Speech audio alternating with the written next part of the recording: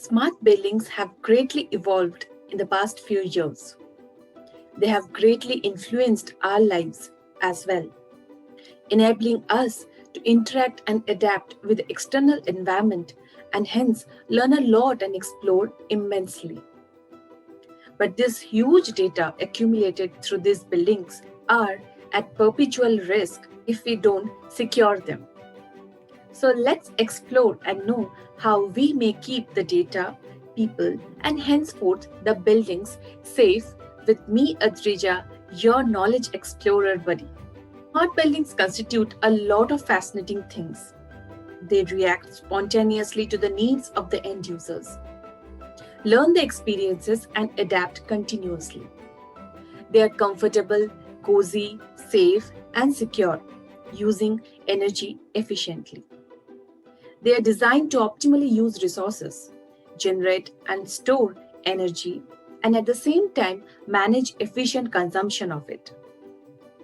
However, there are certain things that pose threat and risk to the sustainability of these smart buildings. The IoT, Internet of Things, and increased connectivity of devices to the cloud have invariably made these smart buildings an easy prey to cyber attacks.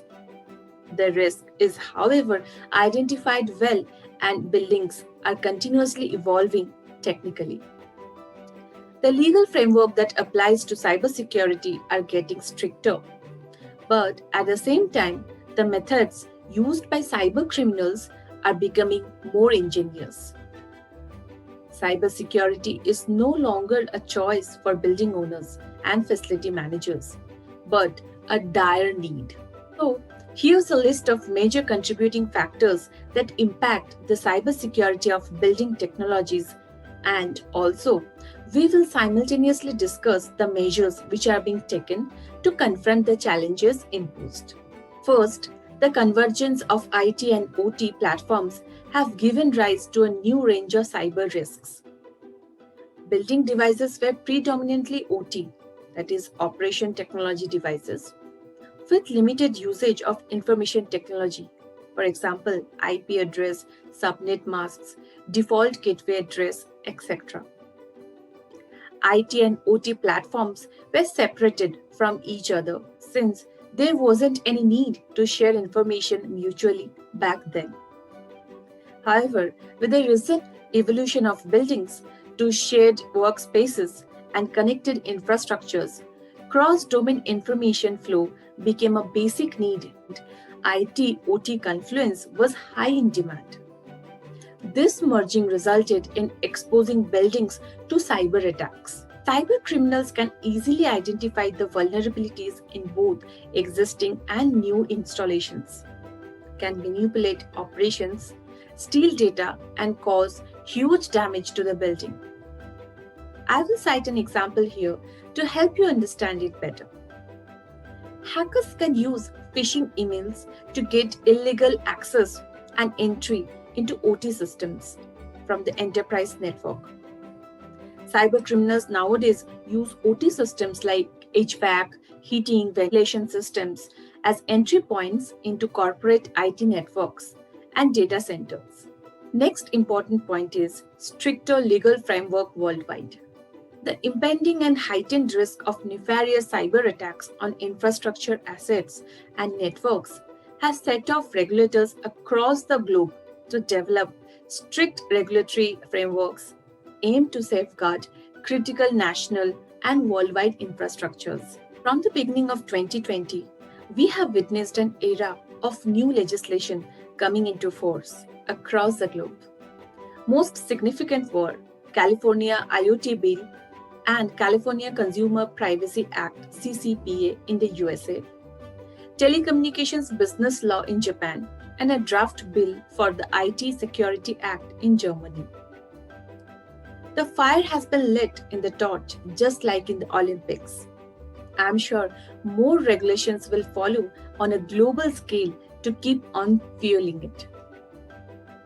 Organizations must follow best practices to keep cyber threats at bay by implementing cybersecurity standards such as IEC 62443, ISO BU0016, NIST 853, etc.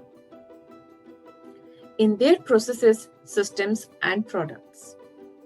Here, strong collaboration with global partners will play a crucial role in materializing the cybersecurity goals in the future. Next is security features lacking in building networks. Almost all of the building networks available today, like BACnet, KNX, Modbus, etc., lack in the built-in security features, resulting in attacks on building networks extremely difficult to detect. Last year, American Society of Heating, Refrigerating and Air Conditioning Engineers, ASHRAE, published an addendum on BACnet Secure Connect.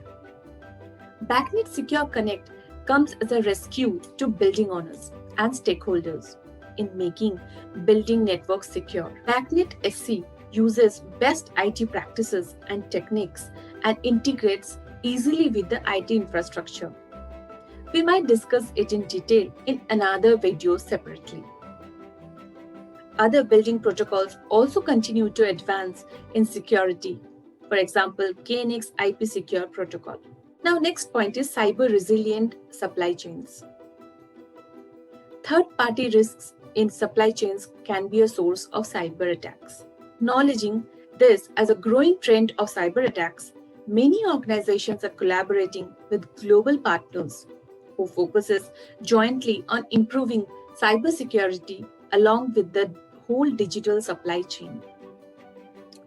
That's why here in INBAC, we focus so much on collaborations. It's very important to understand its many benefits today to reap the fruits in future. Next important point is enable cybersecurity features from the initial stage. Isolated building devices and systems have become obsolete. Over the years, buildings have evolved by providing interconnectivity, cloud connection, and data analytics.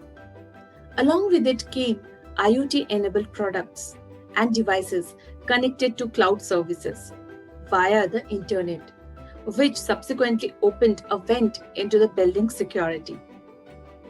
In order to provide protection to building technology and devices, manufacturers have taken new measures for cybersecurity.